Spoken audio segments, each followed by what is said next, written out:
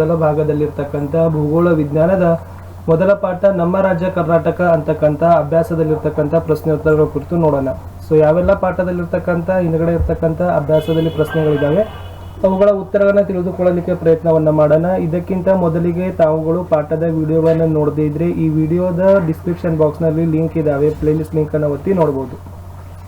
ಶುರು ಮಾಡೋಣ. 9ನೇ ತರಗತಿಯ ಸಮಾಜ ವಿಜ್ಞಾನ ಭಾಗ 1ರ ಪಠ್ಯಪುಸ್ತಕದ ಭೂಗೋಳ ವಿಜ್ಞಾನದ ಮೊದಲ ಪಾಠ ನಮ್ಮ ರಾಜ್ಯ ಕರ್ನಾಟಕ. ಅಭ್ಯಾಸಗಳು.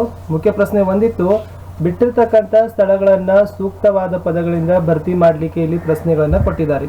ಹಾಗಾದರೆ ನೋಡ್ಕೊಂಡು ಬರೋಣ ಯಾವೆಲ್ಲ ಪ್ರಶ್ನೆಗಳಿದ್ದಾವಂತಕ್ಕಂಥದ್ದು. ಅದರಲ್ಲಿರ್ತಕ್ಕಂಥ ಮೊದಲ ಪ್ರಶ್ನೆ 1 ಬಂತು, ಕನ್ನಡ ರಾಜ್ಯೋತ್ಸವವನ್ನು ಪ್ರತಿ ವರ್ಷ ಡ್ಯಾಶ್ ದಿನಾಂಕದಂದು ಆಚರಿಸಲಾಗುತ್ತದೆ. ಕರ್ನಾಟಕದಲ್ಲಿ ಕನ್ನಡ ರಾಜ್ಯೋತ್ಸವವನ್ನು ಯಾವಾಗ ಆಚರಿಸ್ತಾರೆ ಅಂತಕ್ಕಂಥ ಪ್ರಶ್ನೆ ಇತ್ತು.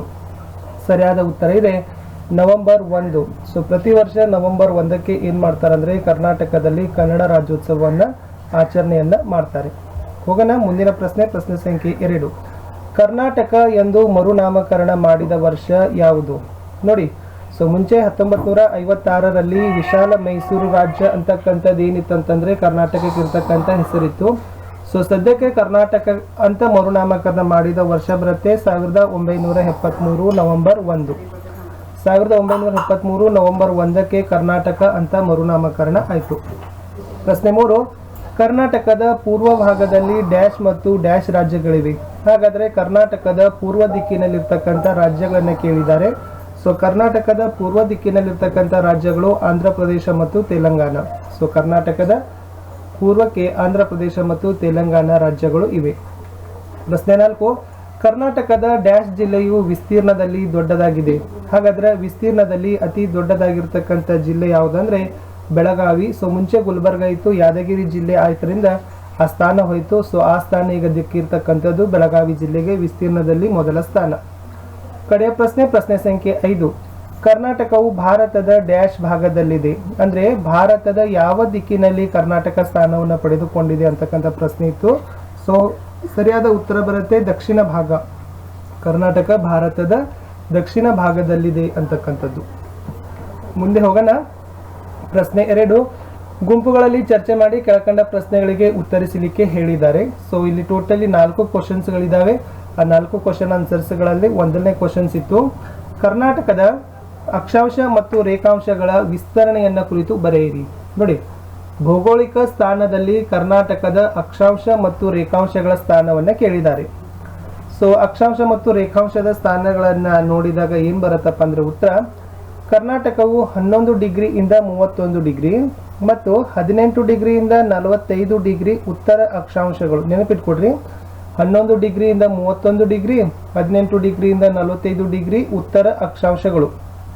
ಇನ್ನು ನೆಕ್ಸ್ಟ್ ಯಾವ್ದು ಬರುತ್ತಪ್ಪ ಅಂದ್ರೆ 74ರಿಂದ 12 ಡಿಗ್ರಿ, ಆಮೇಲೆ 78ರಿಂದ 40 ಡಿಗ್ರಿ ಇವು ಪೂರ್ವ ರೇಖಾಂಶ. ಓಕೆ, ಉತ್ತರ ಅಕ್ಷಾಂಶ ಮತ್ತು ಪೂರ್ವ ರೇಖಾಂಶ ಇವನ್ನ ನೆನಪಿಟ್ಕೊಡ್ರಿ. ಇವುಗಳ ನಡುವೆ ಏನಾಗದಪ್ಪ ಅಂದ್ರೆ ಕರ್ನಾಟಕ ಸ್ಥಾನವು ತನ್ನ ಸ್ಥಾನವನ್ನು ವಿಸ್ತರಣೆಯನ್ನು ಹಬ್ಬಿಕೊಂಡಿದೆ. ಮುಂದಿನ ಪ್ರಶ್ನೆಗೆ ಹೋಗೋಣ. ಪ್ರಶ್ನೆ ಸಂಖ್ಯೆ 2, ನಮ್ಮ ನೆರೆಯ ರಾಜ್ಯಗಳನ್ನು ಹೆಸರಿಸಿರಿ. ಹಾಗಾದರೆ ಕರ್ನಾಟಕದ ಸುತ್ತಲೂ ಇರ್ತಕ್ಕಂಥ ಒಂದು ನೆರೆಹೊರೆಯ ರಾಜ್ಯಗಳನ್ನು ಬರೆಯಿರಿ ಅಂತ ಕೇಳಿದ್ದಾರೆ. ನೆನಪಿಟ್ಕೊಡ್ರಿ, ಕರ್ನಾಟಕದ ಪೂರ್ವ ದಿಕ್ಕಿನಲ್ಲಿ ಆಂಧ್ರ ಪ್ರದೇಶ ಇದೆ, ಪಶ್ಚಿಮ ದಿಕ್ಕಿನಲ್ಲಿ ಅರಬ್ಬಿ ಸಮುದ್ರ ಇದೆ, ದಕ್ಷಿಣದಲ್ಲಿ ತಮಿಳುನಾಡು ಇದೆ, ಉತ್ತರದಲ್ಲಿ ಮಹಾರಾಷ್ಟ್ರ ಇದೆ, ಅದೇ ತರನಾಗಿ ನೈಋತ್ಯದಲ್ಲಿ ಕೇರಳ ರಾಜ್ಯ, ಆಮೇಲೆ ವಾಯವ್ಯದಲ್ಲಿ ಗೋವಾ ರಾಜ್ಯ ಅಂತಕ್ಕಂಥದ್ದು. ಒಟ್ಟು 6 ಈ ನೆರೆಯ ರಾಜ್ಯಗಳ ಬಗ್ಗೆ ತಾವುಗಳು ಬರಿಬೇಕು. ಪೂರ್ವ ದಿಕ್ಕಿನಲ್ಲಿ ಆಂಧ್ರ ಪ್ರದೇಶ ಇದೆ, ಪಶ್ಚಿಮ ದಿಕ್ಕಿನಲ್ಲಿ ಅರಬ್ಬಿ ಸಮುದ್ರ ಇದೆ, ದಕ್ಷಿಣದ ದಿಕ್ಕಿನಲ್ಲಿ ತಮಿಳುನಾಡು ಇದೆ, ಉತ್ತರದಲ್ಲಿ ಮಹಾರಾಷ್ಟ್ರ ಇದೆ, ನೈಋತ್ಯದಲ್ಲಿ ಕೇರಳ ಇದೆ, ವಾಯವ್ಯದಲ್ಲಿ ಗೋವಾ ರಾಜ್ಯಗಳಿದ್ದಾವೆ. ಇವೆಲ್ಲ ರಾಜ್ಯಗಳು ಕರ್ನಾಟಕದ ನೆರೆಹೊರೆಯ ಕರ್ನಾಟಕವನ್ನು ಸುತ್ತುವರೆದಿರ್ತಕ್ಕಂಥ ರಾಜ್ಯಗಳೇ ಆಗಿದ್ದಾವೆ. ಪ್ರಶ್ನೆ 3, ಕರ್ನಾಟಕದ 4 ಆಡಳಿತ ವಿಭಾಗಗಳು ಯಾವುವು? ನೋಡಿ, ವಿಶಾಲವಾಗಿರ್ತಕ್ಕಂಥ ಕರ್ನಾಟಕ ರಾಜ್ಯವನ್ನು ಆಡಳಿತ ನಿರ್ವಹಣೆಯ ದೃಷ್ಟಿಯಿಂದ, ಸೊ ಮೇನ್ ಪರ್ಪಸ್ ಏನಿತ್ತಪ್ಪ ಅಂತಂದರೆ ಆಡಳಿತವನ್ನು ಸುಗಮವಾಗಿ ಮತ್ತು ಶೀಘ್ರವಾಗಿ ನಡೀಲಿಕ್ಕೆ ಏನು ಮಾಡಿದ್ದಾರೆ, ಕರ್ನಾಟಕದಲ್ಲಿ ಆಡಳಿತಕ್ಕಾಗಿ 4 ವಿಭಾಗಗಳನ್ನು ಮಾಡಿದ್ದಾರೆ. ಸೊ ಮೊದಲನೇದಾಗಿರ್ತಕ್ಕಂಥದ್ದು ಹೇಳ್ಬೋದು ಬೆಂಗಳೂರು ವಿಭಾಗ, ಎರಡನೇದು ಮೈಸೂರು ವಿಭಾಗ, 3 ಬೆಳಗಾವಿ ವಿಭಾಗ, 4 ಕಲಬುರಗಿ ವಿಭಾಗ. ನೋಡ್ಕೊಡ್ರಿ, ಮುಖ್ಯವಾಗಿ ಕರ್ನಾಟಕದಲ್ಲಿ ಆಡಳಿತವನ್ನ ಅತಿ ಸುಗಮವಾಗಿ ಶೀಘ್ರವಾಗಿ ನಡೆಯುವ ಸಲುವಾಗಿನೇ 4 ಆಡಳಿತ ವಿಭಾಗಗಳನ್ನ ಮಾಡಿರ್ತಕ್ಕಂಥದ್ದು. ಬೆಂಗಳೂರು, ಮೈಸೂರು, ಬೆಳಗಾವಿ ಮತ್ತು ಕಲಬುರಗಿ. ಇನ್ನು ಮುಂದೆ ಹೋಗುವ ಪ್ರಶ್ನೆ ಸಂಖ್ಯೆ 4ಕ್ಕೆ, ಭಾರತದಲ್ಲಿ ಕರ್ನಾಟಕದ ಭೌಗೋಳಿಕ ಸ್ಥಾನವನ್ನ ಹೆಸರಿಸಿರಿ. ಓಕೆ, ಅಥವಾ ತಿಳಿಸಿ. ಇದು ಕಡೆ ಪ್ರಶ್ನೆ ಇತ್ತು. ಇದಕ್ಕಿಂತ ಮುಂಚೆ ಹೇಳಬೇಕಪ್ಪ ಅಂತಂದ್ರೆ ದಯವಿಟ್ಟು ತಾವುಗಳು ಹೊಸಬರಾಗಿದ್ರೆ ನಮ್ಮ ಚಾನೆಲ್ ಅನ್ನು ಸಬ್ಸ್ಕ್ರೈಬ್ ಮಾಡಿ, ಬೆಲ್ ಐಕಾನ್ ಅನ್ನು ಒತ್ತಿ. ಈ ವಿಡಿಯೋದ ಡಿಸ್ಕ್ರಿಪ್ಷನ್ ಬಾಕ್ಸ್ ನಲ್ಲಿ ಟೆಲಿಗ್ರಾಮ್ ಲಿಂಕ್ ಇದೆ, ಅದನ್ನು ಒತ್ತಿ ತಾವುಗಳು ಸಹಿತ ಜಾಯ್ನ್ ಆಗಬಹುದು. ಹಾಗಾಗಿ ಈ ಒಂದು ಪಾಠದ ಕಡೆಯ ಪ್ರಶ್ನೆ ಇತ್ತು, ಭಾರತದಲ್ಲಿ ಕರ್ನಾಟಕದ ಭೌಗೋಳಿಕ ಸ್ಥಾನ ಏನು ಅಂತ. ಫಸ್ಟ್ ಇರ್ತಕ್ಕಂಥದ್ದು, ಭಾರತ ಕರ್ನಾಟಕದ ದಕ್ಷಿಣ ದಿಕ್ಕಿನಲ್ಲಿ ಇದೆ. ಇದು ಒಂದು. ಆಮೇಲೆ ಇಲ್ಲಿ ಉತ್ತರ ಅಕ್ಷಾಂಶ ಮತ್ತು ಪೂರ್ವ ರೇಖಾಂಶಗಳ ಬಗ್ಗೆ ತಾವು ಬರಿಬೇಕು. ಅಂದ್ರೆ 11 ಡಿಗ್ರಿಯಿಂದ 31 ಡಿಗ್ರಿ, 18 ಡಿಗ್ರಿಯಿಂದ 45 ಡಿಗ್ರಿ ಉತ್ತರ ಅಕ್ಷಾಂಶಗಳ ನಡುವೆ ಹಬ್ಬಿದ್ರೆ, 74 ಡಿಗ್ರಿಯಿಂದ 12 ಡಿಗ್ರಿ, ಆಮೇಲೆ 78 ಡಿಗ್ರಿಯಿಂದ 48 ಡಿಗ್ರಿ ಪೂರ್ವ ರೇಖಾಂಶಗಳ ನಡುವೆ ಕರ್ನಾಟಕ ಏನಾಗದಪ್ಪ ಅಂದ್ರೆ ಹಬ್ಬಿಕೊಂಡಿದೆ. ಆಮೇಲೆ ಕರ್ನಾಟಕದಲ್ಲಿ ಅತ್ಯಂತ ಉತ್ತರದ ತುದಿ ಯಾವುದಪ್ಪ ಅಂತಂದ್ರೆ ಬೀದರ್ ಜಿಲ್ಲೆಯ ಔರಾದ ತಾಲೂಕು. ಆಮೇಲೆ ದಕ್ಷಿಣದ ತುದಿ ಅಂದ್ರೆ ಚಾಮರಾಜನಗರ ಜಿಲ್ಲೆ, ಅದು ಒಂದು ನೆನಪಿಟ್ಕೊಡ್ರಿ. ಆಮೇಲೆ ಕರ್ನಾಟಕದ ಪಶ್ಚಿಮದಲ್ಲಿ ಕಾರವಾರ ರಾಜ್ಯ ಇದೆ. ಆಮೇಲೆ ಇದು ಒಂದು ರೀತಿಯಾಗಿರ್ತಕ್ಕಂಥದ್ದು ನೆನಪಿನಲ್ಲಿ ಇಟ್ಕೊಳ್ತಕ್ಕಂಥದ್ದು. ಸೊ ಇಷ್ಟಾದ್ರೆ ಭಾರತದಲ್ಲಿ ಕರ್ನಾಟಕದ ಭೌಗೋಳಿಕ ಸ್ಥಾನಗಳ ಪರಿಚಯ ನಿಮಗೆ ಏನಾಗ್ತದಪ್ಪ ಅಂದ್ರೆ ಆಗ್ತದ.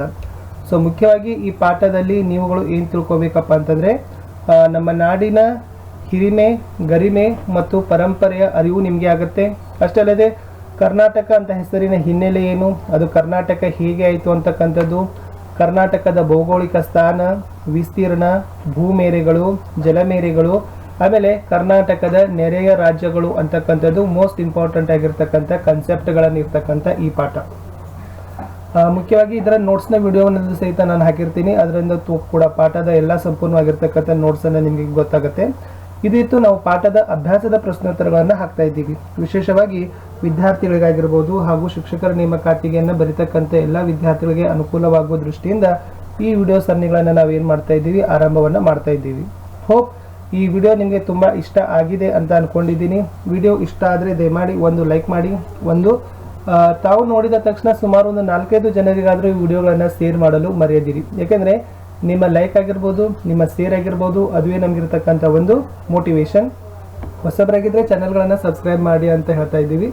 ಸೊ ಇಲ್ಲಿವರೆಗೆ ಅಪ್ಲೋಡ್ ಮಾಡಿರ್ತಕ್ಕಂಥ ಎಲ್ಲ ಪಾಠ, ಅದು 8ನೇ ತರಗತಿ ಇರ್ಬೋದು, 9ನೇ ತರಗತಿ ಇರ್ಬೋದು ಮತ್ತು 10ನೇ ತರಗತಿ ಇರ್ಬೋದು, ಇವೆಲ್ಲ ಪಾಠಗಳ ಒಂದು ವಿಡಿಯೋಗಳ ಲಿಂಕ್ಗಳನ್ನಾಗಿ ಈ ಒಂದು ವಿಡಿಯೋದ ಡಿಸ್ಕ್ರಿಪ್ಷನ್ ಬಾಕ್ಸ್ನಲ್ಲಿ ಪ್ಲೇಲಿಸ್ಟ್ ಲಿಂಕನ್ನು ಹಾಕಿದ್ದೀನಿ. ಅದನ್ನು ತಾವು ಒತ್ತಿದ್ರೆ ಸಾಕು, ತಾವು ಖಂಡಿತವಾಗಿ ಏನು ಮಾಡ್ತೀರಪ್ಪ ಅಂದರೆ ಎಲ್ಲ ವಿಡಿಯೋಗಳನ್ನು ನೋಡ್ಬೋದು. ಸೊ ಸಿಗುವ ಮತ್ತೆ ಮುಂದಿನ ಭಾಗದಲ್ಲಿ. Thank you.